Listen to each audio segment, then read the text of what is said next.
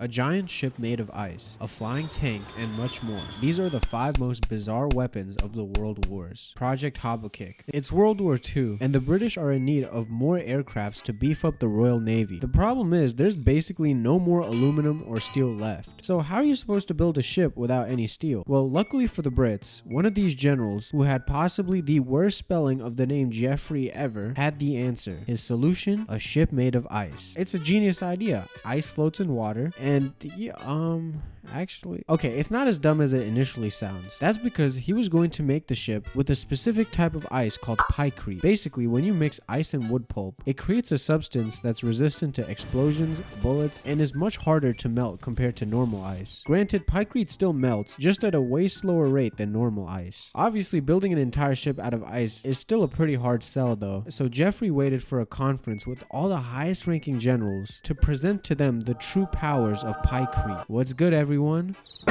Okay, tough crowd. Anyway, I know you guys want a new ship and we have no more steel left, but what if I told you this ice is bulletproof? Check it out, guys. Alright, so that is my presentation. I'll be heading out now, bye. So yes, Jeffrey did accidentally end up shooting one of the top generals, but he made his point, and so Project Habac was greenlighted for construction. The ship was supposed to be 2,000 feet long, 300 feet wide, and 200 feet deep, with 40-foot thick walls on every side of the ship. It would also accommodate an entire squadron of planes, and was designed to be unsinkable. But if history has taught us anything, calling a ship unsinkable never ends well. And that was no different for the Habac, because the project had some serious issues. Before the British invested in the full-size ship, they decided to have a little trial run with a cute 60-foot version of the ship.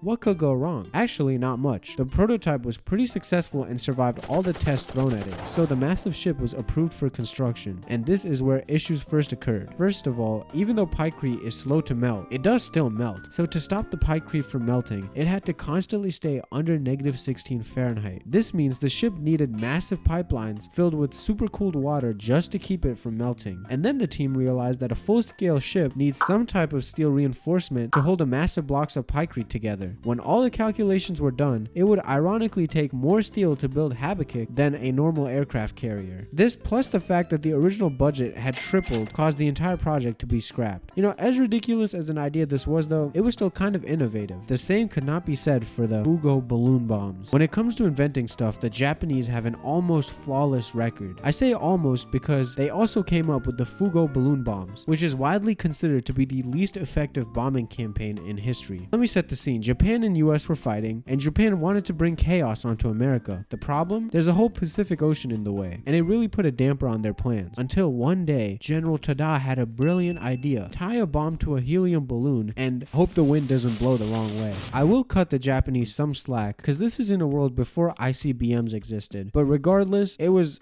pretty fucking stupid. But with the plan set in place, Japan bought in some of the finest engineers to create a balloon that could make the journey across the Pacific and detonate by itself using 1940s technology. After a bunch of tests, taking into account wind direction, pressure inside the balloon, and fuse timings, they made their masterpiece, and then employed legions of Japanese schoolgirls and small Japanese businesses to manufacture the balloon bombs. Between 1944 and April 1945, the Japanese launched about 9,300 balloon bombs.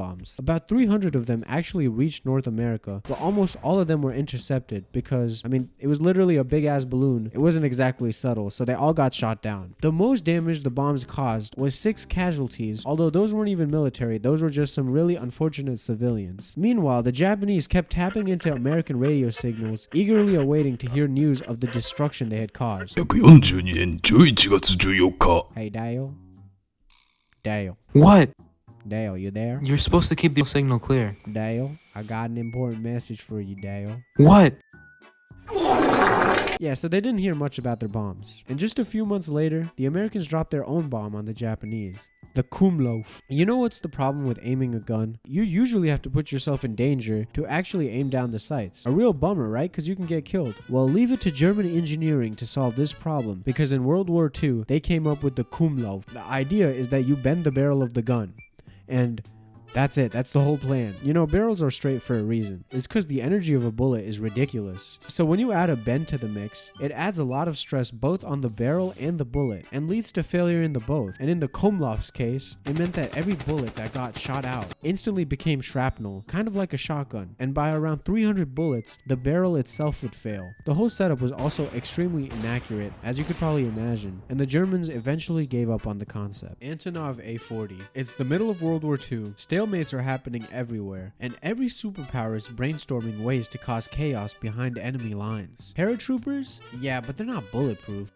You know what would work? Tanks. But how do you get a tank across enemy lines?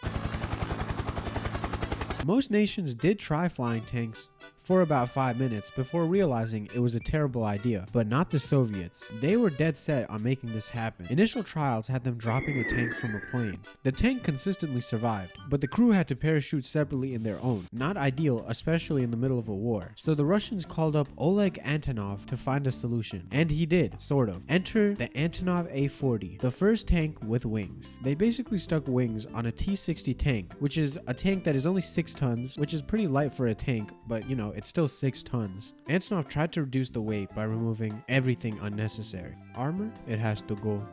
Gas?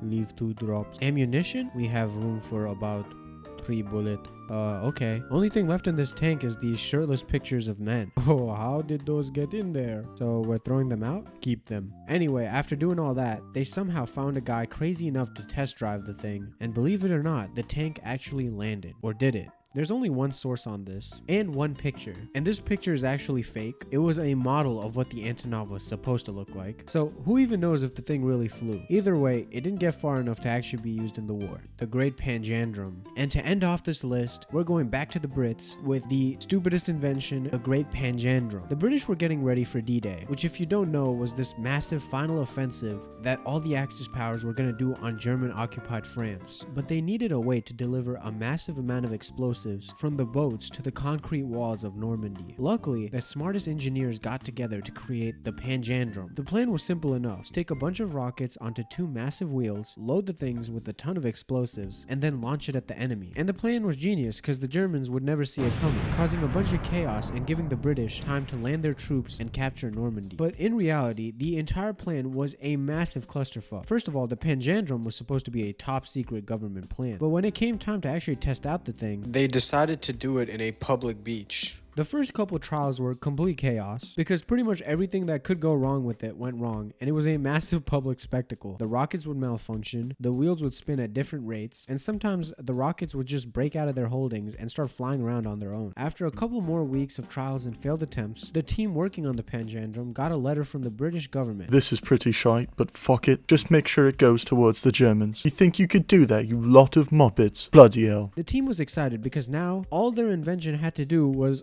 pretty much not kill themselves. Like, the bar literally could not get lower. So after a couple more weeks of tinkering, the team called for some of the most influential people in the British Army to observe their masterpiece, took a deep breath, lit the rockets, and watched as the Pandrum lost multiple rockets and directed right into the British observers. Yeah, so as you could imagine, the project got scrapped pretty fast after that, and those were the 5 most bizarre weapons from the World Wars. If you enjoyed, consider liking and subscribe for more uploads like this. Check out my Patreon for early releases, and have a good day. Goodbye.